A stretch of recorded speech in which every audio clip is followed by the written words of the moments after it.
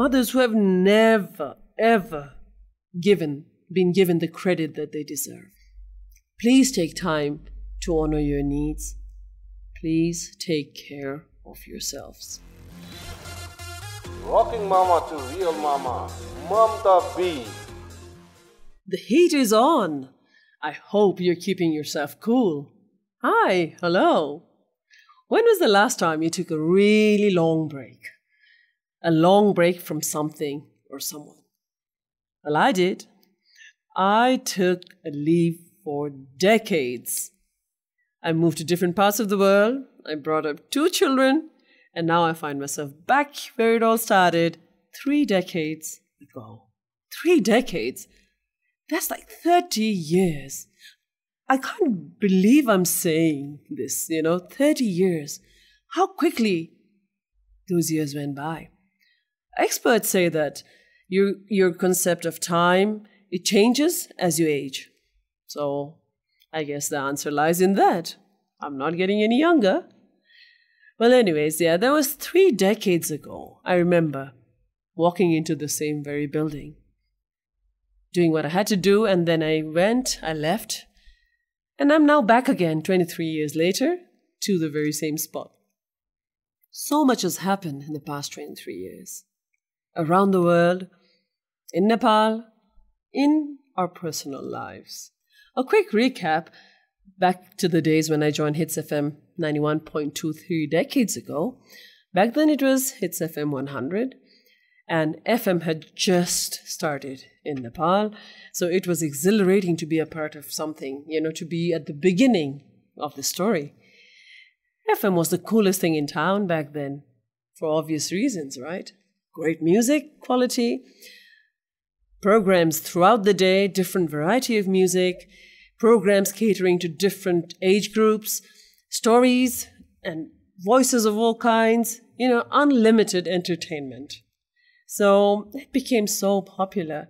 And for presenters like us, we were only heard, we were never seen, because we had no social media back then. So that gave us a nice layer of, mystery? And that worked in our favor. My initial fascination for joining Hits FM 91.2 was my love for music. I was totally in love with music. When I was in my late teens, early 20s, I was going through a lot of emotions, turmoil. I was not, I wasn't sure about the future. I didn't care much about the present. I didn't know where I was going. It was very confusing. And that's when music really helped to calm me down, to make sense. And I kind of got addicted to music, to put it that way. So at this very sensitive time in my life, I got the opportunity to join a radio station. I didn't think twice. I just jumped onto the bandwagon. I didn't inform any of my family and friends, especially family, because I knew they would probably say, this is not right. This is not good for you. Don't do this. So I was like, no, I'm not going to let anything come in between what I want to do. So the day I went on air, I informed my parents to please listen to the radio. And I remember the shocked look on my father's eyes. After I joined Hits FM, I was in Wonderland. The collection of music here, the CD, my goodness, I could listen to it all day. So here I was listening to all kinds of music from different genres from all over the world. I was discovering new bands, new voices. I was reading up history about my favorite bands, their songs, their albums. Back then, even the album covers, the CD covers were so interesting. And all of this, my mind was like exploding with all of this information. And there was no space left for any feeling of sadness or remorse. I was on another level altogether, calm level, much to the relief of my parents, especially my mom. The last 2 weeks were really wonderful because she had come up to visit me and we were able to spend some very good quality time together. Usually when we have this time with ourselves, we sit down and we talk. And she very casually brought up the topic of how rebellious I was as a teenager, how she was always worried that I would never change. And she's genuinely so surprised to see me at this point, managing everything so calmly. And that's when I told her, Mom, back then I didn't know, but now I do understand why I was that way. I was a rebel with a cause because I was never understood. Nobody had the time to ask me what I wanted to do, but everybody had opinions which they pushed onto me. And I was really, really angry and frustrated because I just wanted somebody to listen to me. Mom talked about how she was going through her own emotional turmoil. She was a mother of 4 and then she was in charge of the big household, had to deal with the extended family, which was really huge. She felt really sad that she couldn't indulge with us. And I had to remind her that it really wasn't her fault. For all I know, all I've seen her do is give and give and give. My mother is one of those mothers who have never prioritized herself, never put herself before anybody else. I think many of us are very familiar with mothers going through this kind of situation or being this way, where they do not take time for themselves, where they do not prioritize their life, where they do not look inside to see what they want, Oh, the idea of putting yourself first, they've been told that that's such a selfish thing. Taking care of yourself is a very selfish thing. And that's how they've been throughout all this time. I think of all the single mothers who have been working so hard, twice as hard, twice the stress, twice the anxiety. My goodness me. And mothers who have never, ever been given the credit that they deserve. Please take time to honor your needs. Please take care of yourselves.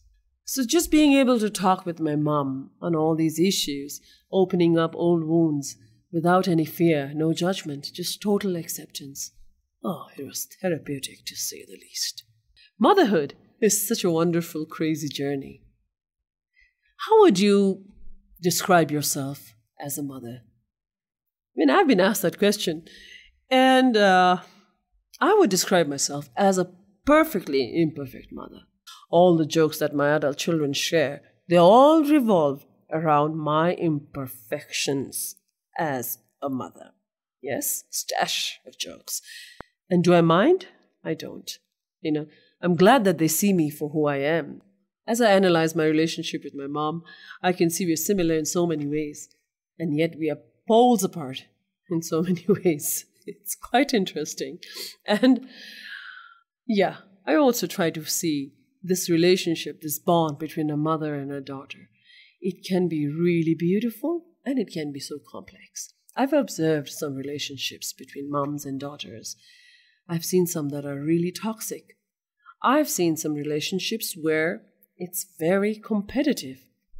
And then I've seen some mothers who really behave like dictators, so condescending. They take away the life out of their daughters. They take away the ability for their daughters to decide something on their own. And then I've seen beautiful relationships between moms and daughters, supportive and loving. If you have this kind of relationship with your mom, consider yourself very, very lucky because you have something very powerful. Powerful in a good way. So coming back to this perfectly imperfect mother who is still learning, who's still growing, and who is still discovering a lot of things about herself. And this, motherhood phase is something that I absolutely enjoy thoroughly. I wouldn't trade it for the world.